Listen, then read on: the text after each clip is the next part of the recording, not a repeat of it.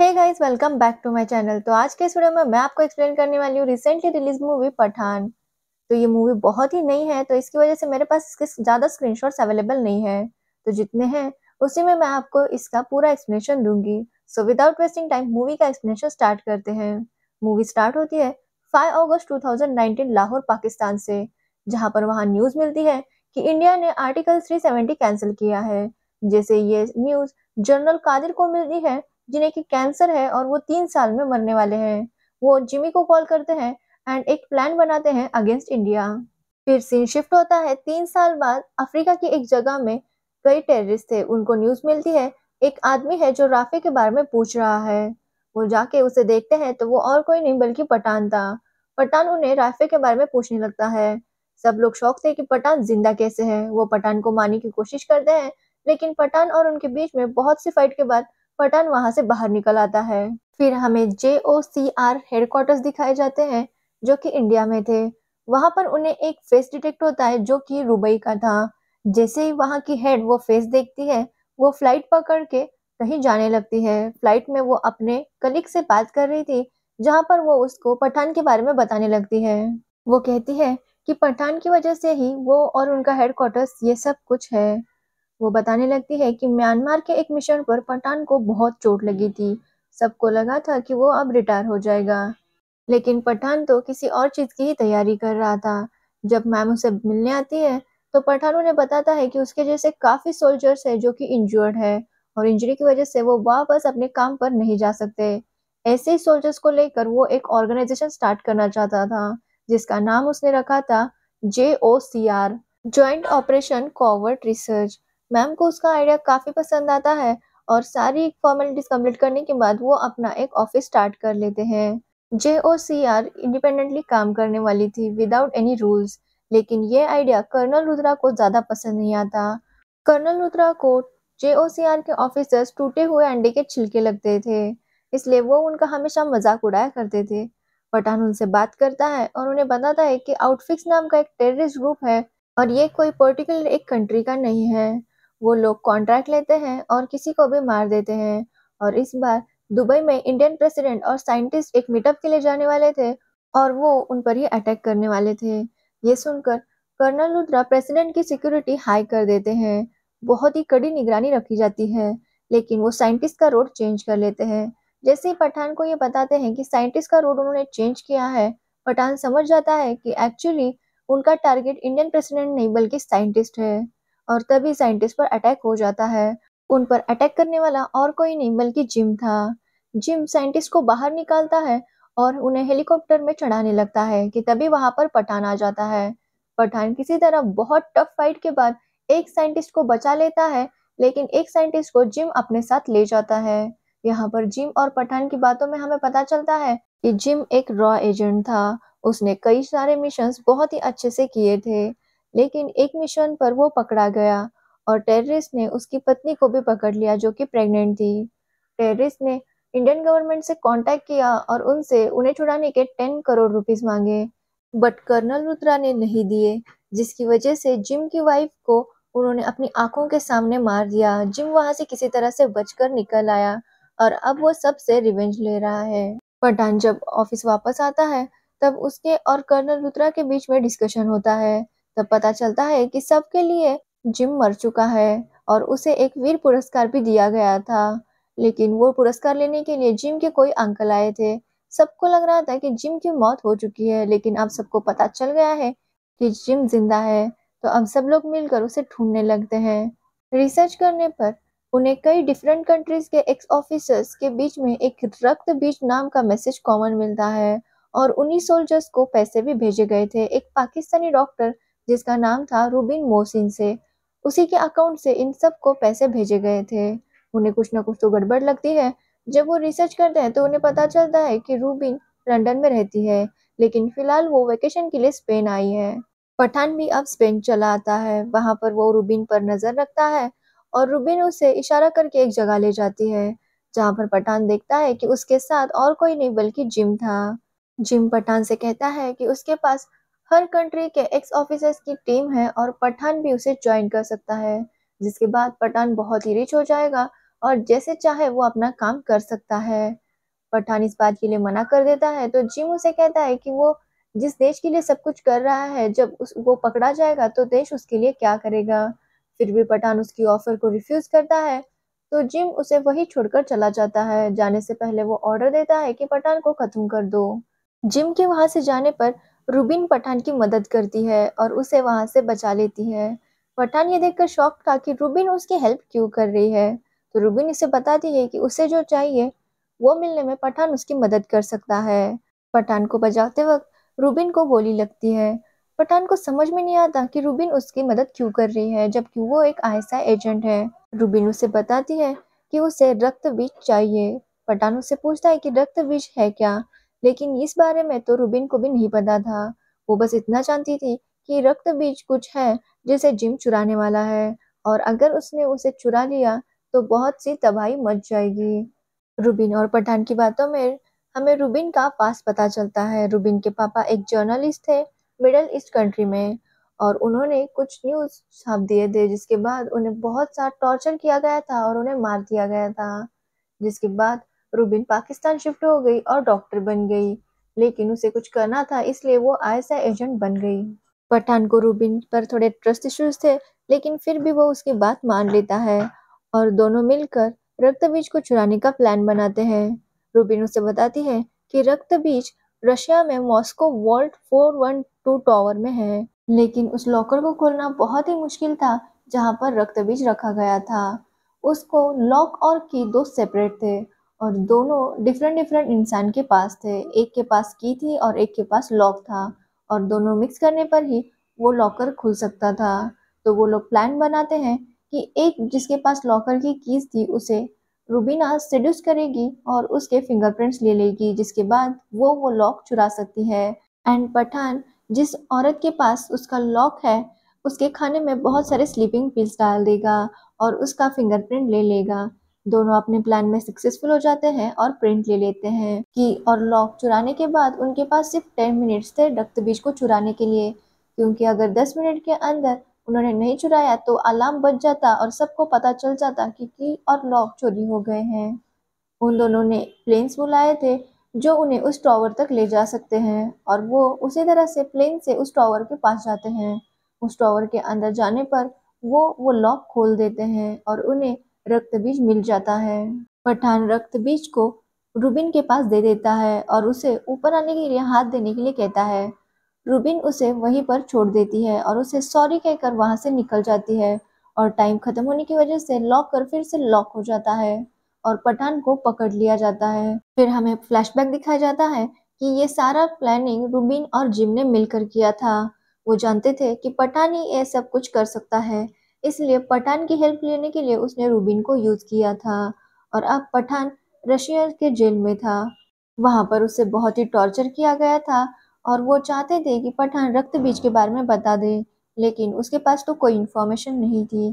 तभी वहां पर जेओसीआर की हेड मैम आती है और वो कहती है कि वो पठान को नहीं जानती। पठान पहले उनका ऑफिसर था, लेकिन अब वो डिसमिस हो चुका है और उसका कोई लेना देना नहीं है, और उनके हिसाब से उसके साथ जो करना है वो कर सकते हैं, चाहे तो वो उसे मार भी दे सकते हैं। और पठान ये सब कुछ सुनता ही रह जाता है। बाद में उसे एक ट्रेन से कहीं ले जाया जा रहा था जहां पर ऑफिसर्स ने कुछ गुंडों को बुला कर रखा था जो पठान के लोग मारने के लिए आए थे। उनके और पठान के बीच में बहुत फाइट हो जाती है, लेकिन पठान को बहुत चोट लगी थी जिसकी वजह से वो सबके साथ फाइट कर नहीं पा रहा था कि तभी वो लोग उसे मारने वाले थे। और वहां पर एंट्री होती है टाइगर की। टाइगर किसी तरह उनके साथ फाइट करता है और पठान को बचा लेता है। फिर पठान और टाइगर दोनों मिलकर सबके साथ फाइट करते हैं।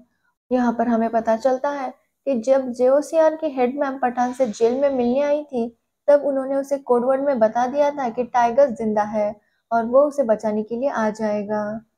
अब सीन प्रेजेंट में आ जाता है जब मैम ये सब कुछ अपनी कलीग को फ्लाइट में बता रही थी। वहां से मैम पठान के घर चली जाती है जहां पर वो अभी रह रहा था। वो जाकर पठान को बताती है कि रूबिन का फेस डिटेक्ट हुआ है एक कैमरा में और वो पेरिस में है। पठान समझ जाता है कि रूबिन उससे कुछ बात करना चाहती है, इसलिए वो जानबूझकर कैमरे में आई है। तो पठान पेरिस चला जाता है जहां पर वो रूबिन से मिलता है। वो रूबिन से कहने लगता है कि उसने ऐसा क्यों किया था उसके साथ। रूबिन उसे बताने लगती है कि जो उन्होंने रक्त भी चुराया था, वो एक्चुअली एक वायरस है जिसका नाम था द स्मॉल पॉक्स। वो रूबिन से कहता है कि भले ही वो वायरस उन्होंने चुराया हो और उसका कोई मिसयूज़ क्यों ना करे, लेकिन उसका वैक्सीन तो सबके पास है। तो रूबिन उसे बताती है कि जिम ने उसे चुराकर उस वायरस को और ज़्यादा डेंजरस बना दिया है, और ये वायरस इतना डेंजरस है कि किसी भी इंसान के अंदर चला जाए तो कुछ ही देर में उसकी हालत खराब होने लगती है। उस वायरस के बाद इंसान कहीं भी ट्रैवल नहीं कर सकता और कुछ ही देर में उसे बहुत सारा पेन होने लगता है और उसकी मौत हो जाएगी। पठान रूबिन से कहता है कि उसने पहले भी उस पर विश्वास किया था, लेकिन उसने उसे धोखा दिया, तो इस बार वो उस पर ट्रस्ट कैसे कर सकता है। तो रूबिन उसे बताती है कि उसे पता नहीं था कि जिम ऐसा कुछ करने वाला है, वो मासूम लोगों को मारने वाला है। उसे लगा था कि जनरल कादिर कुछ अच्छा करने वाले हैं, लेकिन जब से रूबिन को ये सब कुछ पता चला है, वो उन्हें रोकना चाहती है, इसलिए उसने पठान को यहाँ पर बुलाया था। जिम को सारी फंडिंग जनरल कादिर से ही मिलती थी और उन्होंने इंडियन साइंटिस्ट को इसीलिए उठाया था ताकि वो ये वायरस बना सके। जिम ने एक रिसर्च सेंटर बनाया है जिसके बारे में रूबिन और जिम के अलावा बस कुछ गिने-चुने लोग ही जानते हैं। वहीं पर वो वायरस रेडी हो रहा है। पठान रूबिन की बातों पर भरोसा कर लेता है। वो दोनों एक दूसरे को पसंद भी करने लगे थे। पठान और रूबिन जब फर्स्ट टाइम मिले थे, तब पठान ने रूबिन को बताया था कि उसका नाम पठान कैसे पड़ा। एक्चुअली पठान एक आर्मी ऑफिसर था और अनाथ था। उसे कोई थिएटर में छोड़कर चला गया था, जिसके बाद वो ऐसे ही पला बड़ा और आर्मी में ज्वाइन हो गया। वो कहता है कि देश ने उसकी परवरिश की थी, इसलिए देश के लिए वो कुछ करना चाहता है, इसलिए वो आर्मी में आ गया। जब उसका पहला मिशन था 2002 में, तो वो यूएस आर्मी के साथ जॉइंट मिशन पर थे। अफगानिस्तान में एक तालिबानी टेररिस्ट पर यूएस आर्मी अटैक करने वाली थी। उनके मिसाइल का लोकेशन उस टेररिस्ट का मोबाइल जीपीएस था, लेकिन जब पठान को पता चला कि वहाँ पर बहुत सारे बच्चे हैं, तो वो उसकी तरफ भागता हुआ जाता है और उसके मोबाइल को लेकर एक ऐसी जगह फेंक देता है जहाँ पर किसी को कोई खतरा ना हो। पठान की वजह से बहुत से लोगों की और बच्चों की जान बच गई थी, इसलिए वो गाँव पठान को अपना लेता है और वहाँ पर जो दादी थी, वो उसे एक ताबीज़ बाँधती है और कहती है कि वो आज से उनका बेटा है, एक पठान है, और तब से उसका नाम पठान हो गया। कहानी फिर से प्रेज़ेंट में आती है। रूबीना और पठान मिलकर प्लान बनाते हैं। रूबीना जब लैब में जाती है, वहाँ पर जिम भी आता है। वायरस लगभग रेडी हो चुका था। साइंटिस्ट उसे कहता है कि ये सब कुछ वो ना करे, लोगों की जान ना ले, लेकिन जिम नहीं मानता। तभी पठान और उसकी टीम उसके लैब पर हमला कर देते हैं। वहाँ पर भी उनके बीच में बहुत फाइट होती है और जिम को पता चल जाता है कि रूबिन पठान के साइड में है। जिम उस साइंटिस्ट को गोली मार देता है और वायरस जिस बॉक्स में था, वो दोनों बॉक्स लेकर वहाँ से भागने लगता है। पठान उसका पीछा करता है और रूबिन भी वहीं पर आ जाती है, लेकिन रूबिन बर्फ में गिर जाती है। रूबिन के पास एक वायरस का बॉक्स था और दूसरा बॉक्स जिम के पास था, लेकिन पठान रूबिन को बचाता है। वो जिम के पीछे नहीं जाता। वो रूबिन को बचाकर ऑफिस लेकर आता है। वहाँ पर रूबिन को कर्नल लुथरा हिरासत में लेने के लिए कहते हैं क्योंकि वो आईएसआई एजेंट है। पठान इस बात के लिए मना करता है, लेकिन कर्नल नहीं मानते। पठान रूबिन से वादा करता है कि वो सब कुछ ठीक कर देगा और वो लोग रूबिन को वहाँ से ले जाते हैं। जो वायरस का बॉक्स रूबिन के पास था, उसे रिसर्च करने के लिए भेज दिया जाता है। तो वही जेओसियान की हेड मैम को कॉल आता है और वो रिसर्च सेंटर पहुंच जाती है। वहां पर उन्हें पता चलता है कि उस बॉक्स में वायरस था ही नहीं, उसमें सिर्फ पानी था।